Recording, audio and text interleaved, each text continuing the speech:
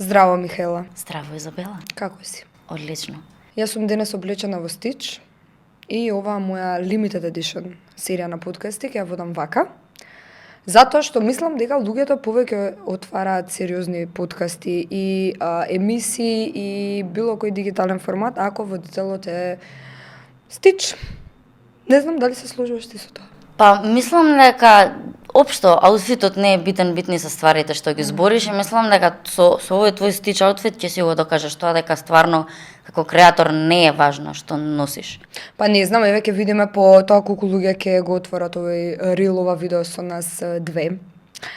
Пред да започнеме да разговараме на темата за којата повикав, може ли да ни се представиш, да ни кажеш од кај доаѓаш, со што се бавиш и зошто те викнав тука?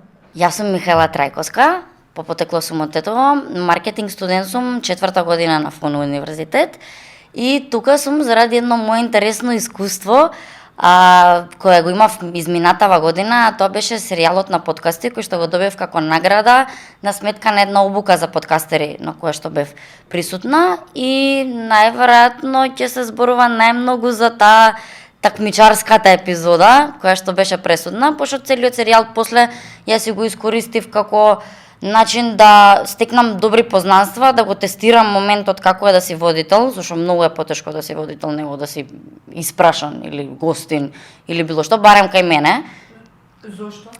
Треба да го предвидиш понашањето на гостинот, зависи у која сфера си. Ја почнав хардкор, пошто се конкретно Под хардкор мислиш ги оправдуваш коментарите што ти ги пишуваат дека не му даваш на соговорникот да зборува? Не, ја почнав хардкор од моментот дека ја имав 50 минути до 1 час, пошто форматот беше, да го објаснам на сите што ќе го гледа ова, форматот беше дека сите го имаме истиот сетап, истиот принцип како 30 прашања предходно подготвени, максимум 1 час за снимање, гости колку што сакаме, максимумот беше 5, мислам дека. Ама ги искористија 3? Не. Ништо слично како ова што го имаме. Неветен момент, ама финтата беше дека сите го добиваат истото. Сега, ја имав политичар, соговорник, Апасиев, 50 минути тајмер кој што чука и 30 прашања. И мене еден другар ме праша како добро, знаеш, не предвиде дека нема да има доволно време за муабет предходно кога се сретнавте. Ја му викам, па ми никогаш не се сретнавме, тоа беше здраво, тейк. Значи, можеби твоето водителствување на тој подкаст може малце да фатила паника. Не ме фати паника, ја имав многу што да кажам, а ја немаше време. Немаше време, значи мене ми тече тајмер од 50 минути пред фаца, а имам уште 15 непоставени прашања, тоа не е прашање, тоа е буквално тема на разговор, како 30 теми на разговор. Да. Плюс имаш политичар. Ти снимаше со Апасиев. Да. Имаше 30 прашања и лимитирано време. Да.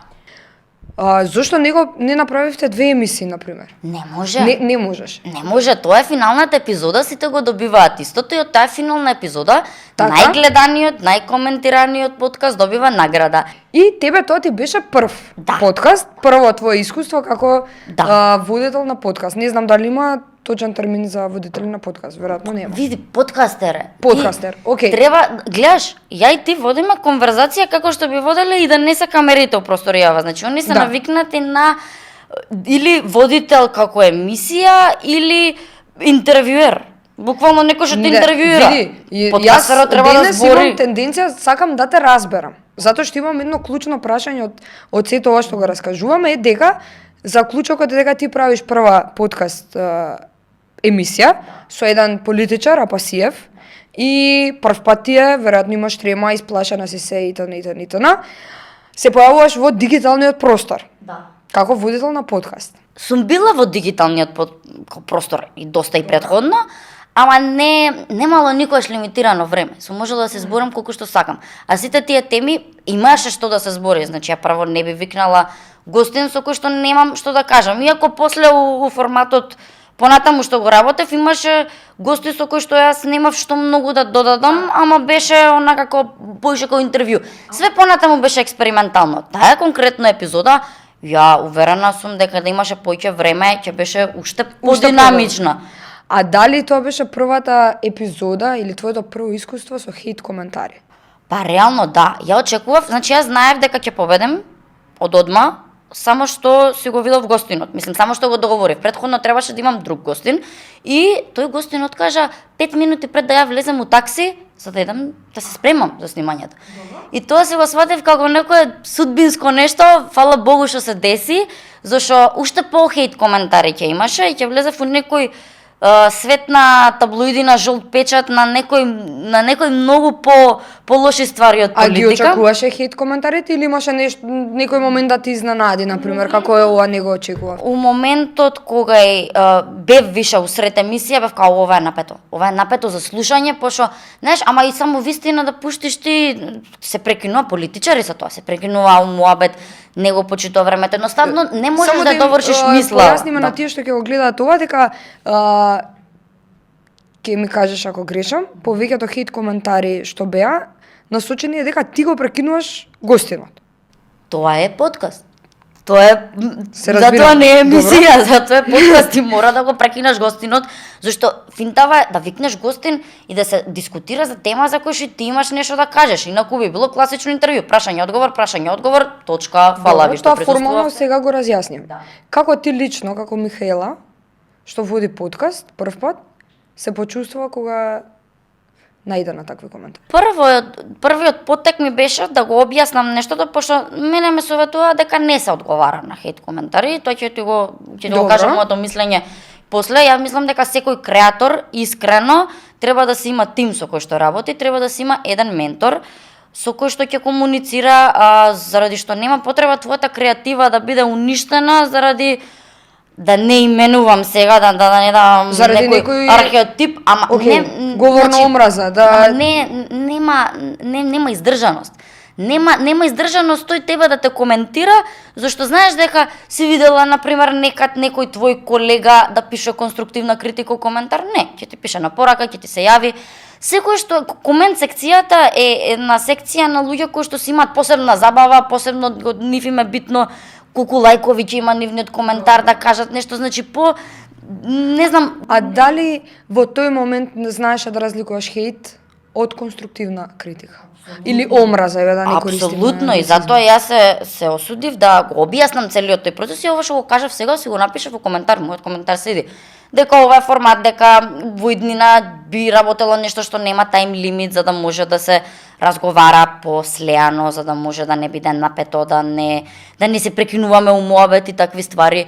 Им го објасни форматот, дека е прв пат и све тоа, и после кој видов дека репетитивно се повторуваат истите коментари, више прекинав да ги читам. И реално немам читано ниеден коментар за мој подкаст од тој подкаст па натаму. Ниеден. Добро, и тука следи моето следно прашање, супер ова што го отвори, односно две прашања. Едно прашање и едно подпрашање.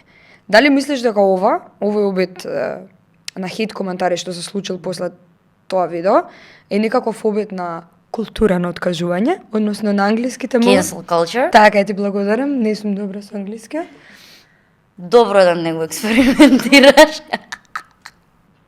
Ама дали мислиш дека е некаков формат? Што како Има го сваѓаш ти друг термин има што го читав, тоа се вика mob mentality, менталитет на вандализам, кај што еден репетитивен хейт коментар се повторува, пошто немаше некои креативни хейт коментари, имаш еден ја да би живеел со ова би се фрлил, или не за би ја фрлил, или ја би се фрлил. Тоа е единственото нешто што бев као ова или го пишал бившиот мој тогај, или као некој стварно е вера Чекај, Михаела, не постои креативен хейт коментар. Има. Кој? Не знам, јас сум била Како хейтерче. што ќе му стави смајлиња од страни и Има некој креативни, има некој, ама го смислил нешто и сам се смееш, знаеш кога го гледаш и смешка е, да не е за тебе би се насмеал. Кој? Леле, ќе го отворам видеото. Ете тој ми беше, ја да сум со ова или би се да живим со ова или би се фрлил. Ама тоа не е креативно. Не знам, ја го осетив ствар. Тоа е како секој исфрустриран маж. Да, што не може жена. да поднесе некоја што Да, многу би го збори. пишал тоа. Ама добро, ми го кажели претходно, не го сватив као нешто толку личен напад, пошто смешно ми беше, викав, леле, да, ова некој стварно. Леле, ај живе со мене за да се фрлиш. Да, си реков Филип бившиот ова го пишал што живееше со мене или некој се пронашол, Добро. да. Ама не, смешно ми беше од тој момент и не беше фрка. Ајде да се сложиме, затоа што јас мислам дека не постојат креативни хейт коментари, ама ќе најдеме средина, пратиме. Можеби постојат малце по безопасни хейт коментари. Да, мим култура. Значи, да е смешно, пошто со целава мим култура што се деси од некои претходни 20 години. Добре, сум 98, стара сум. Не, Не, моментот е дека може од некоја ситуација да излезе нешто смешно, што за другите ќе биде смешно, па ајде и ти може да се насмееш на своја сметка, ама не е говор на омраза. Да, не е говор на омраза, треба да умреш, треба да прекинеш да снимаш, ти не знам, дајте друго дете или некои такви ствари, сега пак ќе речам, мене не ми е тоа проблем, зашто јас сум се соочила, сум гледала многу хейт коментари на мои блиски. Зашто јас сум била у средина кај што сум била со доста контент креатори и цело време сум била у тој свет и пред да излезам јавно пред камера, сум била доста тој свет и сум гледала како на нив им пишуваат, едноставно кај нас не се успева од браво. Значи мора да си исхейтан, ја затоа ти реков, ја на сред епизода ја знаев и кога го договорив гостинот, ја знаев дека ќе победам. Да, ја знаев дека ќе победам баш заради тие коментари, знаев дека ќе биде скандалозно, брутално и се тоа, само што мислев дека повеќе ќе се полемизира за стварите кои што ние ги зборуваме, отколку за мене лично, како мојот глас, не знам, моментот. Затоа сум јас како Стич. Затоа што веројатно повеќе ќе се зборува за Стич, отколку за...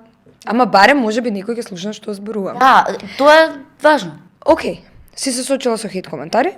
Заклучивме дека хейт коментарите не се креативни, туку може да бидат помалку или повеќе опасни. Може да бидат многу опасни ако не е некој психички спремен за нештото. И ако ги читаш тие ствари, мене не ми беше добро. Значи седиш и ти си впиваш негативни информации за себе за нешто што знаеш дека си го спремила, си го работела. Си вложила труд. И тоа е тоа. Си имала најчиста намера и некој што седи дома и јаде чипс, вика чекај сега ќе пишам нешто многу јако. Многу јако. Многу често слушам, многу често со години, како тие негативни коментари и хейт коментари, затоа што прво да расчистиме дека има многу голема разлика од хейт коментар и негативна критика. Да, па тоа е моментот. Многу ретко да се најде некој добродушен што ќе напише некоја конструктивна критика, значи ти дава совет, вака треба, така треба, ама се и убаво ти кажа, некој што има чиста намера спрема тебе, веројатно никогаш не би го пишал тоа во коментар. Да. Би се јавил, би те викнал. Ама знаеш од тој свет, знаеш друг свет, има публика и има креатори. Секогаш тој што го гледа над преварот мисли дека боле ќе шутне од Роналдо, ама он платил за да го гледа. И најверојатно не. За мене таквите хейт коментари кои шират, кои имаат говор на омраза, се многу ниска енергија, јас ги гледам како такви. И ти рече, назад малце ако те вратам, дека те довело до некоја ситуација да повеќе не отвараш коментари. Никогаш. Ја и на моите, мене најмногу ми е за моите, зашто моето семејство не е дел од овој јавен свет. И они не разбира, они се тие што ги читаат коментарите. Ја уште ден денес се расправам. Им кажувам дека ти како високо интелигентна личност немаш што да бараш да читаш коментари што се едноставно трачеви и простачки критики, значи нема таму интелект. Ама на постарата генерација е многу тоа актуелно и е малце потешко да објасниш дека не секој што ќе пише вистина и е така, здраво за готово. Затоа ти викам, замисли да влезе во тој свет на таблоиди, замисли дека ова ја видовме пијана у Дебармало вчера, у кафана Дебармало. И за ти треба да идеш да се објасниш дека ти не си била у кафана Дебармало, туку си била, не знам, у аеродром. Тоа е еден од проблемите со такви коментари. Дали тебе таквите коментари, например, те мотивираат? Или можеби те цензурираат и ти прават деструкција? Сега нема да ми биде гајле, мислам мотивацијата е таа единствено, тоа е патот што ти си го детерминирал дека ќе одиш и тоа е тоа.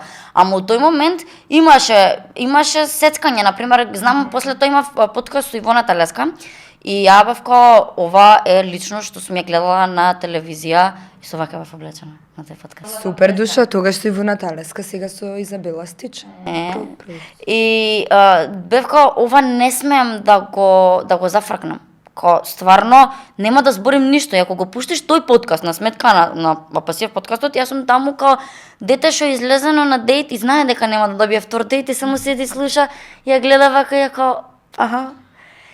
Постегнат те прави, значи едноставно те... Јас не ја гледам грешката во тебе, ти пак нешто кажа на почеток, сепак ќе те вратам назад. Рече дека секоја јавна личност, така да го конструираме тоа, треба да има ментор кој ќе ја научи како да се справи со вакви... Да, за среќа, целиот проект беше, мислам, една огромна благодарност да им упатам на сите, тоа беше Виктор Стефановски, продуцентот од Сител. Ја кој работев во Сител, се сретнавме, дознав за надпреварот и аплицирав и бев примена. И така се случи нешто во. Ја можев со нив да имам уште подобра соработка, да бев во период каде што ја ќе можев да се посветам максимално на подкастот. Ја тогаш дознав дека треба да идам на факултет во Америка, па цел фокус ми се шифтна на нешто друго, ама го искористив овој момент да не да ја опстојам на естрадава или на некој тој јавен свет, на дигиталниот свет, да речем, туку само да го тестирам, да видам кои се моите лимити, какви подкасти би снимала понатаму, за што би зборала, ко буквално free trial ми беше. И тоа беше едноставно награда, имаш 12 спонзорирани епизоди и тоа е тоа. Тестирај си го. И сега можев да останам. Јас знам што пали кај нас. Значи кај нас или треба да имаш ниш подкаст, што ќе биде со малце ниш. Значи пример се правиш подкаст само за театар. Ќе го гледа луѓе кои што го сакаат театарот, кои што се дел од тој свет и тоа е тоа. Значи не знам некој доктор или некој информатичар што не го интересира тоа, не го интересира, подкаст само за доктори, за информатичари. Значи ниш е одредена област. Само правиш за тоа што си специализиран. За тоа што си специализиран. Ова беше баш подкаст за се. Ја си гледав што ме бидува, што треба да се усмерам нешто. А мислиш дека ние имаме како нација култура за следење подкасти? Кај нас се следат баш тоа што кажа. Значи ја го знам рецептот за успех. Трач, скандал, имиња, инволвирање имиња на познати личности, па тие ќе ти кажат нешто, па ти ќе кажат тоа е драм, тоа е ниската интелигенција. Значи ниска енергија ми е. Мислам баш ми е многу, пошто после ти се враќа тоа. Ако ја целава моја кариера ја градам на трач, тоа како за мене да не се трачара у коментари, мислам. Како ја да излезем тога и да барам правда за мене, за мојот приватен живот, ако целата моја слика јавна се сведува на мојот приватен живот, на моите трачарски дешавки, тогаш како ја да очекувам у коментари некој мене да не ме ренда и да не ми ваѓа трачеви. Мислим, не мора да биде хейт, едноставно невистини ќе пишува за тебе, пошто ти им даваш дозвола на некој начин. Јас не идувам на момент дека во интернет сферата се повеќе се оправдува тоа хейтање, омраза и така натаму, ширење на омраза. Што според тебе мислиш дека треба да се направи за тоа да се регулира? Дали постои начин? Добро беше ова со менторството, се сложувам со тебе, дека можеби секоја јавна личност треба да има ментор. Ама другар, ти можеш да си ми мене ментор, ти си поискусна од мене, ти мене ми кажеш вака треба, така треба. Од личното, не само го споделуваш твоето лично искуство и ја црпам некоја поука од нешто. Јас сум била со луѓе што многу полошо ги рендале од мене. Целата моја... А за бришање коментари? За бришање? Какво? Затоа што има некои портали, јас ќе ти кажам моje мислење, јас знам некои портали или јавни личности кои ги бришат не негативните коментари, бришат коментари што имаат омраза. Јас го правам истото. Да. Затоа што мислам дека апсолутно ако ти се дрзнеш да ми пишеш под слика или под видео коментар поврзан со мојот изглед или мојот приватен живот, јас имам 100% право да го избришам и да одлучам дека не сакам да бидеш дел од мојот инста лайф. Има многу јавни личности што го прават ова не сегде у светов. Според мене ја уште подобро бим кажала репорт, пошто кај нас постои закон за говор на омраза што резултира дури со до 1 до 5 години затвор ако ти повикуваш на убиство, на геноцид, на да ти умре фамилијата, ти да умреш, лажна клевета, да, само што нашето законодавно тело и не го спроведуваат, мислим законите се трпи хартија, се можеш да пишеш на хартија, ама ти дали ќе го спроведеш или не, тоа резултира дали нешто ќе се смени или нема да се смени. Па кога веќе знаеме како одат тие закони и нивното спроведување или неспроведување, можеби и едно решенијата да секој што објавува нешто на социјалните мрежи има такво право да ги брише, да ги репортнува, па и блокира таквите корисници. Сега, ако ја тужам некого лично, тоа е проблем на Република Македонија, разбираш. Ама ако репортнем, тоа значи дека Инстаграм ќе го среди нештото. А Инстаграм многу побрзо ќе го среди нештото од тоа што нашиот суд ќе го среди нештото. Епа, да, ама тука не идуваме на еден друг проблем. Ако јас тебе те репортнам, ти нема да можеш да го отвориш мојот профил или што и да те казни Инстаграм, така? Ама тебе верувам дека ако ти имаш таков мозок да на секој непознат човек му пишуваш коментари поврзани со кои не се конструктивна критика, туку се хейт и говор на омраза, ти веројатно нема ни да го доживееш тоа како казна. Да. И само секогаш ќе си наоѓаш некој. Ќе најдеш некој друг. Другата варијанта да те тужам за лажна клевета или за говор на омраза и да ти се заканува 1 до 8 години затвор. Пред да дојдеме до моменти да лежиш затвор или да платиш или да те казни судот, они тебе ти даваат рок од 8 дена ти да се извиниш. Си прочитала никогаш како се извинуваат? Значи тоа е Стварно се има десен ова да треба да се извини? Да. Јас праќам тужба затоа што ти си ми напишала коментар кој мене ме повредил, не е вистина и пример те тужам за лажна клевета, за нарушување семен мир, за јавен имидж, има све што може. И те тужам. И тебе судот ти вика, окей, Михаела, ти имаш 7 дена рок да се извиниш на Facebook. Ви како изгледа извин? Како да пишеш, прво, пред се сакам да се извинам на она Изабела. Еве, окей, ќе се извинам. Еве, нема проблем, Изабела, извини. Ако те повреди, бистина. Да. Како тоа не е извинување, разбираш? И судот може да рече, па ете, се извини, Михаела. Сега, ако си малце... Ако стигне до наша правда, до нашава држава, ти ништо нема на крај да изгледаш со проблемот. Затоа и те прашав како, кој да го изберем? И се слушајки те што зборуваш, што си поминала на некој начин, можеби ако ги споиш моментите на добро менторство, добра поддршка, или поддршка од средина, од неколку контент креатори, што се блиски. И едноставно таквите ликови да знаеш да ги блокираш, да ги репортнуваш и да ги брижаш и чао, пријатно. Толку не смеш да впиваш таква енергија, зашто стварно е негативна енергија. Може да го потврди секој, значи секоја личност, подкастер од држава, било кој што снима, не ти е убаво, едноставно телово не ти реагира убаво, некој. Ама нормално кој А тоа е со некоја слика од не знам, од знаме, од вергина, од мачка, од цвеќе, од ружи, од трњак, не играме по исти правила. Значи ја одидам со моето име, презиме, дело, ти можеш да ги видиш моите претходни работи кои што сум ги работела, можеш да стигнеш до мое семејство, до сите, и ти на Твитер, не знам, стаи некој глупо име и дека твитни. Има дадено премногу простор со користење интернет, со оглед на тоа дека и Facebook може да има сега секој. Facebook е страшно нешто.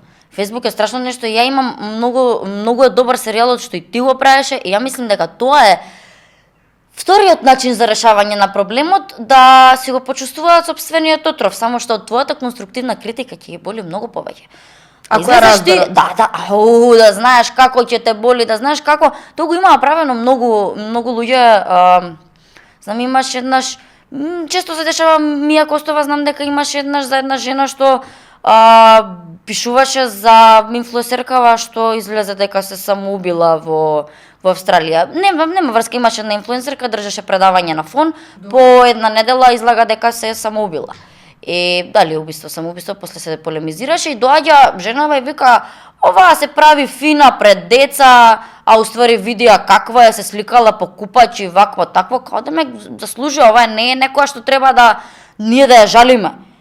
И пишуваш ти со име, презиме, ти како родител, како жена, како човек пред се, која е твојата совест од како ќе го напишеш тоа? Да видиш како после тоа се брише, се деактивира, значи те боли, се срамиш. Ама имаме ние многу случаи каде што заради такви коментари ги доведуваат одредени личности до одредена психичка состојба која е лоша. Треба да им буквално пинг-понг, треба да им го вратиш топчето назад и да пишеш како што имаше, не знам, имало одвратни коментари. После Кочани имаше како мајка си го оставила детето. Исто сакам да заслужила. спомнам за Кочани, вчера го видов коментарот. Горан Тонев од бендот ми е пријател и он е еден од што го преживеа настана. На TikTok направиле некој видео од него и како, не знам, видеото е нешто сладко, треба да е убаво. Тие ја детите со ангелите. Не. И нешто иде текст во позадина, ова е Горан, поддржате го, остана супер гитарист и све, супер е видеото. Мислам, позитивно е. И отварам коментари, и сите коментари се добри, и има една жена, на која се исто и вратив, која има напишано, не го цитирам коментарот затоа што не знам точно како беше, но беше во превод дека тие го заслужиле тоа затоа што биле деца на сатаната. Не сваќаш. Излагаш ти со Како се справуваш ти со таков коментар? Име и презиме и викаш ти како човек и како жена и како дали тебе би ти било добро за твоето дете? Дали ти мислиш дека твоето дете внуче еден ден не заслужува да излезе надвор што барале после 11, после 12? Журка? Ама тоа социјален живот, ме разбира? Не. Дали мислиш дека треба да постои екстра закон кој што тоа ќе го регулира? Ма го има. Шо уште еден закон плюс на хартија што нема да се спроведе? Разбираш, само мислам дека у моментот треба да им дадеш до знаење колку они може да биле во таа ситуација, колку нивно дете може да биле во таа ситуација, пошто како можела мајка да остави дете и да излезе надвор со другарките да се изжурка? Како тоа? Ти немаш право на тоа, нели? Таткото што славел, треба да идеш и да им речеш дали вие, вашата ќерка, вашето дете еден ден. Да се спуштиш на нивно ниво и со само нивно. тоа ќе го сватат очигледно. За жал, тоа е моментот дали да се спушташ или да не се спушташ. Тоа ќе да прашав. Дали мислиш дека тоа е патот што нив ќе ги Па ништо интелектуално нема да ги допре очигледно, освен пошто како на друг начин. А за училиштата? Мислиш дека имаат, например, дека нашето образование има соодветна едукација на оваа тема? Како правилно да ги користиме медиумите и интернетот? Кој да те учи? Учителката што пишува исти такви коментари? Ме разбираш, ако видиш која е професијата на луѓето, затоа ти викам, треба да им влезеш очигледно у рекорд и треба да им збориш ти како доктор, како лице што треба да иде да лечи луѓе, ти како професор што треба да учи идна генерација, да видиш како тогаш мислим дека само ќе го сватат нешто. Пошто тогаш ги удираш по нешто што е толку вистина, пошто они читаат коментари. И у канцеларија кога ќе седнат на пуш пауза, ќе се збори тоа и нема да им биде баш све исто и срам ќе им биде многу поиќе. Зошо вака со интелектуално ќе ти се извини па и колешките ќе речат браво, ти пак и врати. Ме разбираш? Ама кога више ќе го осетат на своја кожа, нема да е толку, нема да им е све исто. Зошо не знам како, ја пробувам со интелектуално да го тужиш. Интелектуално е да го тужиш и законот да те заштити такво нешто. Ама ти гледаш дека овде не те заштитува закон за некои посериозни ствари, ќе те заштити за хейт коментар, ќе ти рече блокни го и не се замаре. Веројатно него ни третираат тоа како нешто. Ова е друга тема, ја дознав на блиска личност, било повикано семејство, мислам за семејно насилство било повикната полиција и рекле па што да направиме сега, може да го извадиме до надвор, па ќе се качи. И се ти очекуваш од не знам, од некој што имам храброст тоа да го каже, да те свати сериозно дека некој ти пишал, ти си грда. Ова е многу клише совет, ама веројатно не постои друга опција освен секој да работи на себе и да се труди да не биде тетката или чичкото што седи зад компјутер и пишува. Само ако се мима и ако се исмева нештото, значи ако го направиш како карикатура. Затоа кај нас најлесно има на стендап комичарите. Си има материјал секој ден. Ама и они внимаваат. И како стендап комичар, еви јас се бавам со стендап, ама ја не можам да излезам и да кажувам, да го направам целиот стендап за Михаела. Ама не, моментот на иронија, и ти го имаш тоа на кој исмеваш тетки, трачарки. Аха, тој ама и моментот- генерално. Да, не една личност, ама го исмеваш археатипот и треба да сватат дека они се дел од археатипот. Дека Ама, за нив е тоа Јас направено. мислам дека е едно ако јас го исмевам генерално и викам дечки ви правам смешно видео за да сватите дека ова не е окей. Ама е друга ако речам Михаела сега правам видео конкретно за Михаела. Има екстреми. Има екстреми. Овој момент на вие сте деца на сатаната, што се каже. Прелож беше коментарот и баш си реков И уште културно да бидам со тебе. зошто им се дава пристап на одредени луѓе, мислам до таа екстрема си помислев, ама во ред како и да е. Како ќе го Океј. регулираш? Не може да го Михаела, регулираш. ни тоа едно од прашањата што планирав да ти поставам, не ти поставив. Затоа што, да, но е подобро испадна. Ама еве за крај, ќе ти поставам. Какви совети би им дала ти на младите креатори, идни млади креатори, на дигитални содржини, кои можеби да се плашат да започнат со некаква јавна работа заради осуда, неприфаќање, хейт коментари? Пошто ова го имавме зборен, ќе го одговорим кратко, за да можеш да Да. ми поставиш уште едно од тие што си требало да ми поставиш. А моментот е, ја како бившо хејтерче и момент на околина. Јас сум била во средина кај што барем во класот кај што сме биле, баш сме го имале тоа. Многу креативно хейтавме, многу нас ни беше многу интересно. И ја го сватев моментот дека окей, ама луѓе кои што ние ги исмејаваме и нас ни е многу смешно на кафе, одат надвор и прават нешто. Така да, у моментот кога стапуваш во тој креативен свет, мора да сватиш дека тоа е едноставно трула средина која што они никогаш не, прво заради моментот на критика што е константно ја даваат, они сами на себе си прават блокада и некои пречки за да можат да идат да креираат надвор. Значи ти мора, за да си креатор, прво мора да се справиш сам со себе, поготово нема полош хейтер од мене за сама себе. Значи ја која ќе ми текне шо јас све сум мислела и сум зборела и сум пишувала за други, не јавно, ама чат со друштво, што не било насмешно, си викам чекај малце, ме разбираш Ама сега си освистила дека можеби е поради некое лично незадоволство. Тогаш. Ти си едно обично мизерно хејтерче што седи на кафе. Ти не си креатор. Ти не ствараш нешто, ти нема да оставиш, значи подкастов може сега да има 500 прегледи, за некоја година може да биде бум. Ти никогаш не знаеш што оставаш, кога оставаш, од што ќе се црпи информации, значи не знаеш на долга стаза што само може да се деси. Затоа моментот да го победиш тоа дека се делат, па ќе кажам, се делат на две категории. Луѓе кои што ќе читаат, пишуваат, шаруваат, а Инстаграм не дава кој ќе станеш креатор, више си гледаш и пари, и рич, и такви ствари. Нема да ти рече Инстаграм, браво, имаш толку долари за хейт коментари, толку долари за позитивен коментар, затоа и некоја ставаат, едноставно станува машинерија и они не се свесни дека тебе ти го дигаат рейтингот и дека ти... Да, само што тоа е поразвиено во другите земји, кај нас не е. Кај нас зашто не би го е, да, ама тоа е моментот, значи здрава средина на креатори, значи не може да си добар креатор ако се дружиш со хейтери. Едноставно ќе ти ја згаснат желбата у рокот првиот ден. Значи толку и више никогаш нема да сакаш да креираш. Тоа е моментот менторство и креативна средина. Ако сте вие неколку дечки што креативно ствараат секој ден, едноставно од толку што ќе имаш работа, ти нема да имаш време да седиш да ги читаш коментарите. Само ќе си штанцаш епизоди и што биде и до друга средина си. Не дека и здрава и таа креаторска средина. Да не се насочуваш на негативното, да се насочиш на себе, на својата да, работа. се клише, ама уопште не е клише ако го примениш у пракса. И ако работиш чисто и искрено, ами ти го сигурно го знаеш тоа. Да.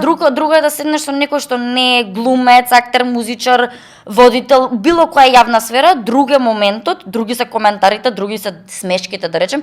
Може тоа бил мојот копинг механизам. Јас се смеем на све. Ја кога излагам надвор, ја барам мим и карикатура у све, зашо инаку треба да се преселам или да нема што. Ова што се дешава надвор е лудо за да го прифатиш. Било кој здрав мозок е лудо да го прифати. Ама начин за ме разбереш стич моментот, карикатура моментот, исмевање, стендап, тоа е тоа. Еден ден може ако ги карикатуризираш доволно добро, ќе сватат дека види светот е сменет. Не е можеби сега со целата достапност на интернет и кој се може да пишува и да користи интернет, само гледаме колку сме црвени знаменца на секаде.